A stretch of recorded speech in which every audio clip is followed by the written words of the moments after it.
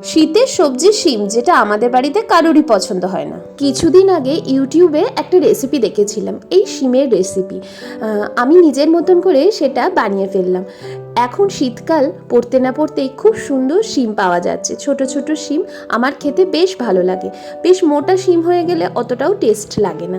তো এই ছোট ছোট শিম দিয়ে আমি আজকে একটা সুন্দর রেসিপি তৈরি করেছি। সম্পূর্ণ নিরামিষ পদ্ধতিতে তৈরি হয়েছে এই শিমের রেসিপিটা। শিমগুলোকে ছোট ছোট করে কেটে নিয়েছি। যদি খুব ছোট শিম থাকে তাহলে আর সেটা কাটবো না। আর সামান্য পরিমাণ তেলে কালো জিরে, শুকনো লঙ্কা দিয়ে শিমগুলো একটু নাড়াচাড়া করে নিয়েছি। প্রথমেই কিন্তু আলুটা আগে ভেজে নিয়েছিলাম, আলুটা ভেজে তুলে রেখেছিলাম। তারপরে একটু আদা বাটা, টমেটো কুচি, একটু জিরে, ধনে, একটু সামান্য পরিমাণ হলুদ দিয়ে নিয়েছি।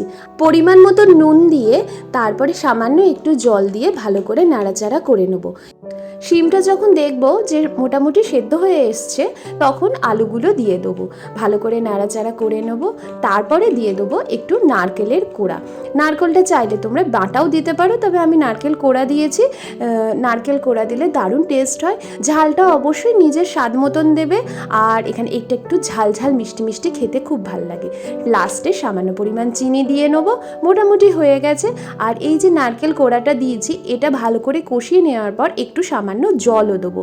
ব্যাস, জল দিয়ে মোটামুটি সব কিছু সেদ্ধ হয়ে যাবে, গামাখা হয়ে যাবে। আর এটা কিন্তু গরম ভাতে দারুণ লাগে। গরম গরম ভাতে এইরকম একটা শিমের নিরামিষ রেসিপি নিরামিষ দিনে দারুণ লাগে। আমার কিন্তু দারুণ টেস্টি লেগেছে। আর আমার এই রেসিপিটা তোমাদের কেমন লেগেছে অবশ্যই জানিও। ভালো লাগলে একটা লাইক আর কমেন্ট করে পাশে থেকো। দারুণ লাগবে যদি তোমরাও বানিয়ে এটা দেখো, সত্যি বলছি।